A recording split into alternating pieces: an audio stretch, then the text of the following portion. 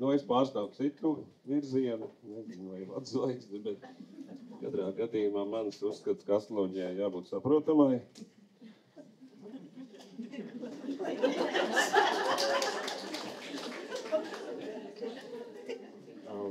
Nē, dzīve jau nav visa saprotama. Es saprotu, ka viņas to pieeja, ka viss ir sarežģīti, bet, ja mēs runājam par, varbūt, tā kā es esmu praktiķis un konsultants, tad es jums parādīšu, ko es daru, un jāsaka, ka šī tēma, mājas sistēma, viņa ir, man liekas, nebeidzama, un man liekas, ka astrologi nekad neapstāsies.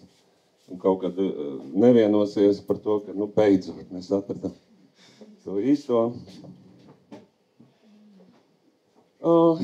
Jā, tātad, kā jau tik pieteikumā teikts, es pielietoju dažādiem mērķiem dažādas sistēmas un kritērijas.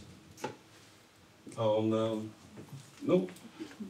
jāsaka, nav tik vienkārši izstāstīt, bet es te uzņēmos, domāju, varbūt drusku padalīšos, varbūt kādam kaut kas, kaut kādu noderēs. Kā neesmu atteicies, lai gan izmēģināju dažādas sistēmas, vienādu māju, versijas un porfīrijus un skatījies velovus un vēl visam kaut ko, bet lielākai daļai cilvēku, lielākā daļā gadījumu man apmierina placitus pie dažiem noteikti.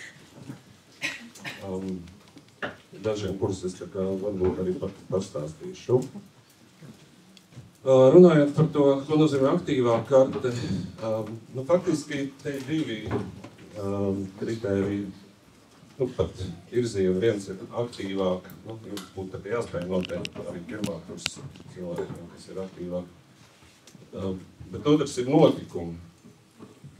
Un jāsaka, es arī pats sev, protams, pirmais izveidinātājs uz sevis esmu tieši uz notikumiem, jo notikumi ir, man liekas, vislabākais.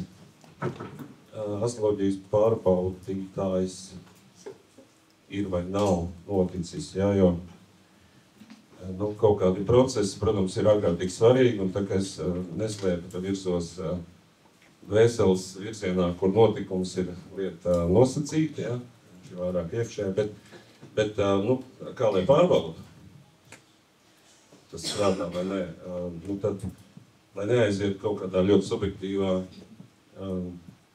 interpretācijā, teiksim tā, atskaites kritērijā subjektīvā, ka tas ir tā, tāpēc, ka ir sajūta, bet tad notikumi ir, man liekas, tā kā, pēc manīm, es pateikšu tādu paradoksālu lietu, manī viņa aizvien mazāk ir svarīga. Es uzskatu, ka cilvēks var atnākt pie astrologa, neko nerunāt par notikumiem, bet viņi, ja mēs runājam šodien par māju sistēmu, tad tas ir kaut kas, ko mēs tehniski izdarām sākumā, un tad jau varam iet, teiksim, dziļumā, būdam droši, ka mēs nepeldam kaut kur ne tajā baseinā, esam ilguši, ne par to upe aizpeldēšu. Tikai tam dēļ, jo es, tiešām, galīgi man neinteresē tehnikas. Es jums stāstu par tehniku, man neinteresē cilvēks, bet, mēs nevaram arī ūdeņus peldīt, tā kā lietu, tāpēc, ka mums tāda sajūta, un mēs neko nedomājam tehniski. Tātad kaut kas sistēma interesanti, piemēram, neminēšu šobrīd konkrēti, bet sajūta līmenī tas placidus un cits vienādi māja, man tie labi patīk, bet tad, kad runājam par notikumiem, šit nav grūti pārslāt. Šitā bildīka man liekas, man jāapstāsta. Es iedomājos, ka šo te taisot, īstenībā kā ir ar to karti, kā mēs skatāmies. Ja mēs skatāmies vienkārši pliks objekts, karti kopumā. Es personīgi tā neskatos. Cilvēks prasa kaut ko, par kaut kādu dzīves sfēru, un ir jāmēģina maksimāli saprast to, un skatīties no tā skatu punkta, kas, no kur var redzēt to un interpretēt to. Uzskatu, ka visu interpretēt ir iespējams, bet neesmu droši, ka ir vajadzīgs. Tikko bija prezentācija, kur tiek interpretēts viss. Katrs mēs strādājam savādāk. Es skatos, ja man prasa par mīlestību, es mēģinu saprast visu par mīlestību. Kaut gan es, protams, redzu tur dzimtu, darbu, bērnu, mamām. Bet tam es atcerējos savu iepriekšējo nodevu, kur vai vienkārši jums tagad katram ir telefons, jūs izējat ārā un nobildējat, piemēram, šito ēku, jā. Es te biju. Es varu būt pilnīgi droši, ka būs tikai dažas bildes, kuras to gārumu attainos, ka te ir juridiskā augstskola un to sajūtu, jā. Un pārējie vienkārši uztaisīs bliku bildi, nosaukums, viss. Lūk, tad, ja mēs skatāmies uz kartu šādi, tad mēs vienkārši paņemam 12 mājas, 12 svērs, tram. Principā to spēja arī jebkurš palīga Rīgas programmu vai tagad modernāko Denītas pastāstīt. Tātad, bet tas skatu punkts, man liekas, ir ļoti svarīgs un izšķirošs, un tas ir tas message, ko es pateikt. Kurā brīdī, kura mājas sistēma vai piegājiens, manuprāt, būtu tas vērtīgākais. Parasti, ja tas ir cilvēks Jānis Bērziņš vai Anna Kalniņa, tad viņa ir centrā. Lai gan, ir izņēmumi, bet parasti cilvēks ir centrā, tad, kad mēs ar viņu runājam.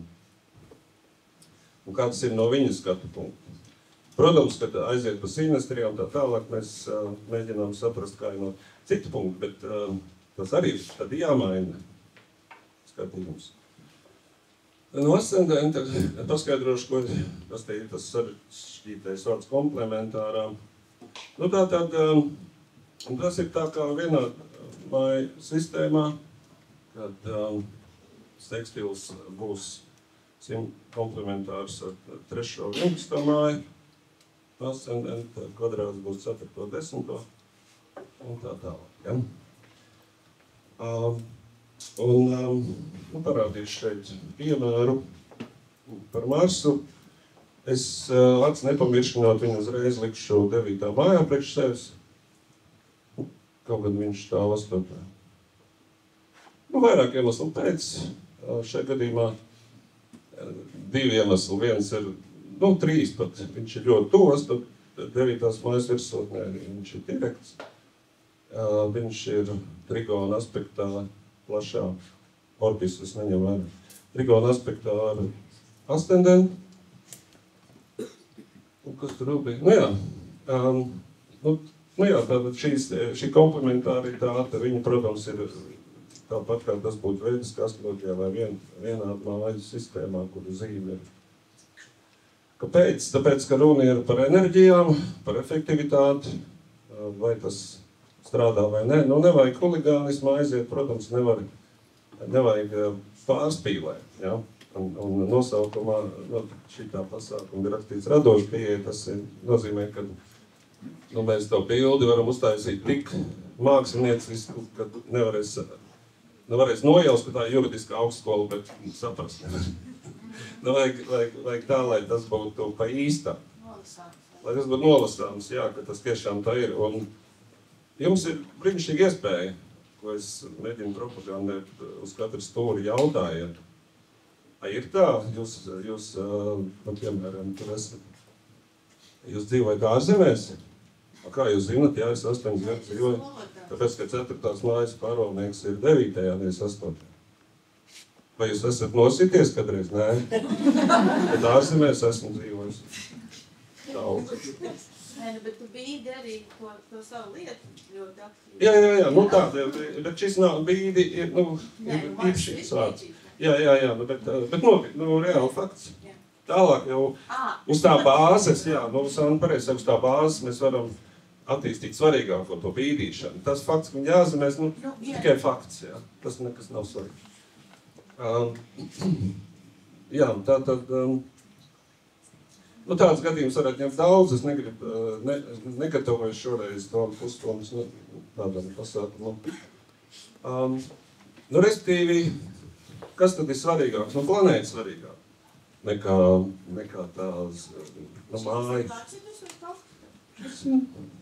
Nu, nav būtiski. Nu, es noņēmu visu. Varētu paeksploatēt tas vajag. Nu, jā, es iešu uz priekšu, un tad jau varēsim izvērsties. Nu, trešais punkts, jā. Nu, atkal viena tāda varbūt paradoks, ja man prasīs, vai jūs mīlat rektificēt, es teiktu, tas ir pēdējais, ko es mīlu, bet es uzreiz teikšu, ka es katrā gadījumā rektificēju katrs objektu priekš sevis. Vai tiešām tā planēta ir tajā mājā, tā māja ir tajā zīmē, un nu, tā rektifikācija ir jāizdara. Nu, es ir pēdiņās šeit. Mēs parasti saprotam rektifikāciju kā tehnisku dzimšanas laiku precizēšanu ar tieši varbūt ar notikumiem, ja? Bet tad notika tas, un tas tur mājas virsotni mēs kustinām, ja? Šajā gadījumā rektifikācija pēdiņās vai natālā karte atbilst dzīvē. Tāda rektifikācija. Nu, es viņu daru katru reizi. Īpaši gadījumos, kā iepriekš, kad varbūt šauks, varbūt ir pilnīgi jābīda, ja? Nopietni kaut kas te, vai jādomā, vai ja neatbilst, tad neatbilst, nav kur tur pievilkt, ja? Nu, pievilkšana bīstam lieta. Ja. Īpaši, maz atkārtīt, īpaši, ka mums ir diezgan viegli grēkot, sajaucot planētu nozīmes. Es tagad teikšu tā vispārīgi, tā ir tāds pamudinājums jums lietvārds vispirms, kā teikt, kas? Es zinu, cik grūti, tāpēc es neapskaužu, ja kādam jāinterpretē Neptūns, ja? Tikko izskanēja kaut kas, kaut kā mainīsies, ja? Pie Neptūna. Un vai grūti jau pateikt. Bet tad esiet uzmanīgi to kas, jo nevar būt tā, ka Saturns un Jupiters radīs vienādu efektu. Tad es arī mājām, man tā rasklodzi nedēļa. Nevar tā būt. Jā, vārds aktivizācija, piemēram, ja mēs tranzīts runājam vai ko. Kā aktivizē Saturns vai kā aktivizē Jupiters. Nevar likt vienā katlā. Tāds pamudinājuma beigas, ja? Tad, es lietoju šo te, tā ir šī tā prezentācija, kā es to daru, nevis es saku, kā jādara. Dariet, kā jūs patīk. Tātad man par to vairs nav nekādu šaubu. Jā.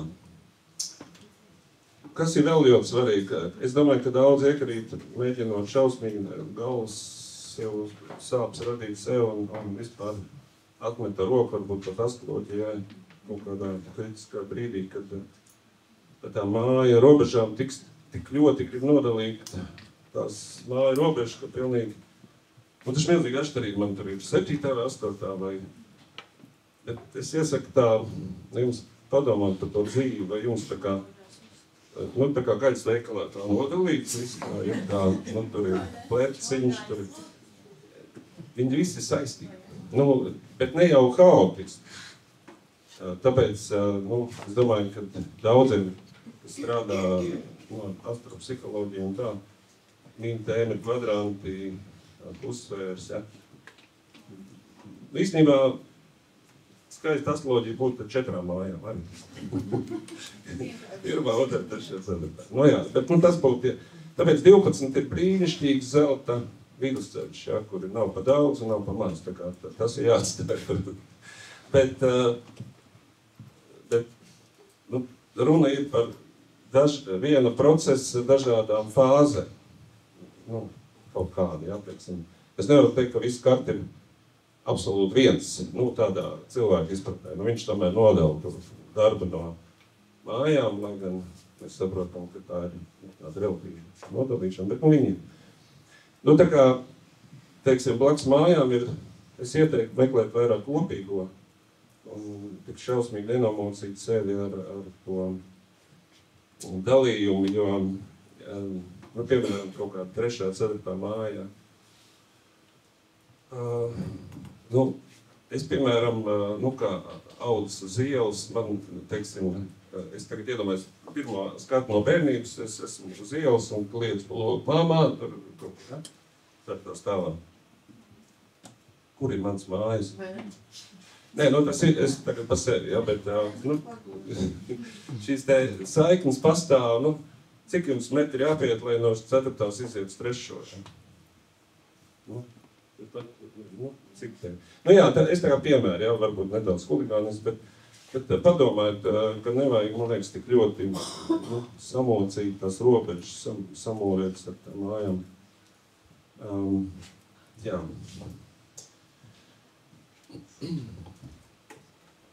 Vēl viena interesanta feature, kas man atklājās ar veidisko, visiem iesaku, kā mēģināt, tas jau neko netradicionējums. Nu, tikai varbūt jāuzliek, ja kāds akli, tā kā skatās tikai, viņš nevar pagriezt to ekrānu, ja? Es agrāk, kad bija izdrukāts, varēja vienkārši kādu pagriezt, un šobrīd varbūt nu, kaut kā to datu, šitā monitori grūtāk, bet nu, paskatīties no mēnesi puses, kā no sākuma. Nu, tā kā to dara indieši ar lielu sajūsmu, un ja kāds varbūt kādreiz domājis par teicienu dziņas zem tās vai tās zvaigznes, ja. Un nakšatri, ja, tātad, respektīvi, mēnesis iesaistīt zvaigznē. Respektīvi, mēnesis kā visa atsākuma punkts daudziem, nu, es negribu teikt, ka visiem, jo nu, tā būtu jāveic beigais pētījums, un es nezinu, vai to vajag izdarīt, vai vīrieši dzīvo vairāk, nezinu, no saules vai asenīt. Es domāju, ka mēs nonāktu kultūrā, bet nu, es esmu kā vīrietis, un tad es paskatījos savu kartu no mēnesi,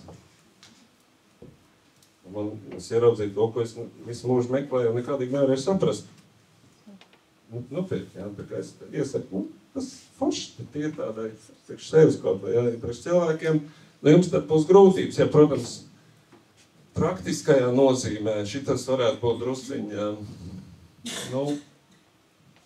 nu nederīgs tā, nu jūs diez vai jums vajadzētu tagad no mēnesi saskaitīt 8. māju un teikt, ka jums tur kredīts, nu tā, nē.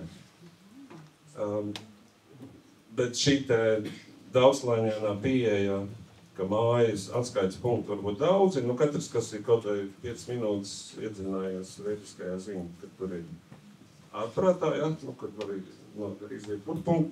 Nu, arī rietumu astroloģijā ir šīs tematiskās kartas, ja kāds ir dzirdējis, nu, tad paņemam kā atskaites punktu, lai gan es šito mēģinājos, man liekas, ka viss nestrādā. Nu, otršķirīgi objekti, paskatīties, teiksim, no Merkura, nu, kaut kur vienā brīdī, man liekas, notiek kaut kāda tāda fantazēšana, pievilšana, bet mēnesis ir itīgi rulē. Nu jā, tātad vēl viens ļoti svarīgais moments. Viena no atslēgām,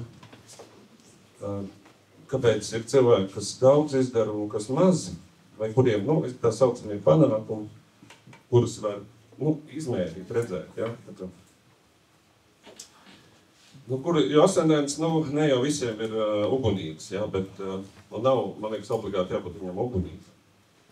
Bet, nu, ja mēs runājam par bieži vien cilvēku saka, nu, es dzīvēju tur, neesmu kaut ko, man vajadzētu vairāk, es tur, nu, par šito tēmu, par darbošanos, ja.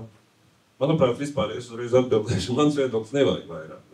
bet ja nu cilvēks tā uzskata, ka viņam vajag, tad aspekti pret ascendentu ir tāds, ko es iepriekš teicu, komplementāri īpaši, bet arī minori, kas es mazliet noeju no tēmas. Jūs, man liekas, pamanīsiet šos te fenomenus, kad vienā gadījumā būs liela efektivitāte cilvēkam, ja? Savā ziņā es domāju, kā to vizualizēt šo ascendentu, kad tā kā kaut kādā mērā viņi redz, kā caur to mēs izpaužamies. Nevis, tagad iedomājieties savu karti un kaut kur ir 9. māja, bet, viņi jau tur, no Rīgas lidostas, kur.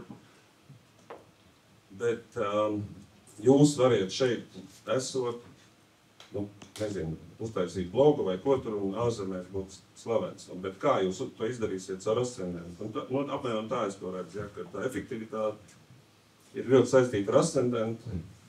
Ja runā par kaut kādu astropsiholoģiju, es nebūtu neuzskatu, ka ascendentu vajag ļoti likt pirmā vietā, man būs droši vien mēnesis. Bet te par to darbību, ja, darbības cilvēkiem, viņiem šitas ir ļoti vērtīgais paskatīties, jo skaidrs mēs teiksim, jā, man ir Mars 9. mājā, es ārzemēs tur kaut ko darīšu, jā, tur kāpšu kalnos vai to. Bet daži nezinu, kāpēc nekāpt, jo var izrādīties, ka viņiem piemēram, varbūt Mars būs svaros vai jauna kvadratūrā, varbūt jaunamā, ja. Šī ir tā smalkā lieta, ka strādā, bet neprecīzi tajā, ko mēs izlasām 9. māja, laba, tur ir amparā, viss ir forši lietas. Strādā, bet nav tik forši, tāpēc tas aspekts ir, zīme ir kā tāda atslēga forši, neforši, vai tāpat par to 8. māju, piemēram, jā. Teiksim, šeit gadījumā, labi, redzēt, Mars ir būt lauvā, es varētu pabīdīt tā, ka 8. mājas vidū ir lauva jāsāks, un Vēzis ir sākumā. Visticamāk, ka tam cilvēkam nebūs smagi dzīvību apdraudošas situācijas, kā tas būtu, ja viņam, piemēram, būtu Vēzi. Šis kvinkons aspekts, ko es ļoti tā kā jums iesaku ņemt vērā simtiem piemēru, jā. Simtiem piemēru, labi.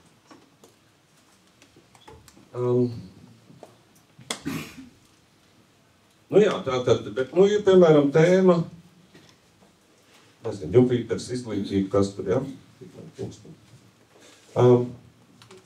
Ok, saspiežu. Tātad tēma mājas pārvaldnieks, tātad mēģinām saprast, vai tās mājas pārvaldnieks ir tas, kas tas ir, rektifikācija pēdiņās. Tad tur būs tā 99% atslēgas no sarunas, vai viņi būs efektīvi vai nē. Jūs būsiet sapratuši visu to kompleksu, kas ir aspekti, recepcijas ar to. Tad es teiktu, tad es uzliktu šo planētu kā centrā, lai gan, nevajag varbūt mocīties tur grozīt kaut ko muķīt, bet varam saprast, ka, tā ir tā sāpe vai prieks vai tas centrs, ar ko man. Un tad pavisam vienkārši, bet šis jau ir tāds fatālā pieeja, un es ieteiktu, ja jums ir ļoti jūtīgi, jūs esat uzmanīgi. Tātad skaidrs, ka indietis teiks, jebkas, kas stāv aiz planētas 12. zīmē, ir naidinieks. Kas stāv 6. tas radīs viņai, un tā. Un kas stāv 2. tas ir aleluja, dod spēku, ja? Tā, pa klusam es teikšu, tā ir. Bet par to naidinieku, ja mēs no garīgās perspektīvas skatāmies, tad viņš ir mūsu brīnišķīgs mūsu skolotājs, viņš mums atbrīvo to Jupiteru no lepnuma, to vispārējo, ja, tas ir brīnišķīgi. Tā kā, nu, te atkal ir tā astroloģijas duālā daba, viens ir, kas ir laicīgā interese un kas ir garīgās. Tā kā, nu, garīgā aspekta tieši otrādi, otrā māja mums kaitē, ja, pilnie vēderi un tā kā, pēc šīs lekcijas neiedēt, ja. Tā palīg traucēkļi. Nu, šis ir tas, ko es propagandēju no tās vēdiskās. Nu, es teiktu vairāk, nevis tikai, bet vairāk. Nu, varbūt kāds pirmo reizi redz, tad var norakstīt, bet es domāju, ka ir pieejams šur tur. Tad viss strādā visur, bet kaut kas strādā vairāk. Un, piemēram, šobrīd, kas mums ir tā, kā mums tagad sanāk, Jupiters ir, Saturns ir zivīs, Jupiters ir rīņos, viņš nav tik ļauns, kā būtu otrādi, ja? Nu, nejauksim divas lietas, te jau gan minēja to Marsu, ka viņš ir sākumu, nu tajā, ka viņš ir uz nākotni vērsts, šis ir pilnīgi cits stāsts, ja? Par spēku, ne par attīstību nākotnē. Nu, te ir, es noslēgšu pēdējo minūti ar, lai tā karta atbilst dzīvei. Nu,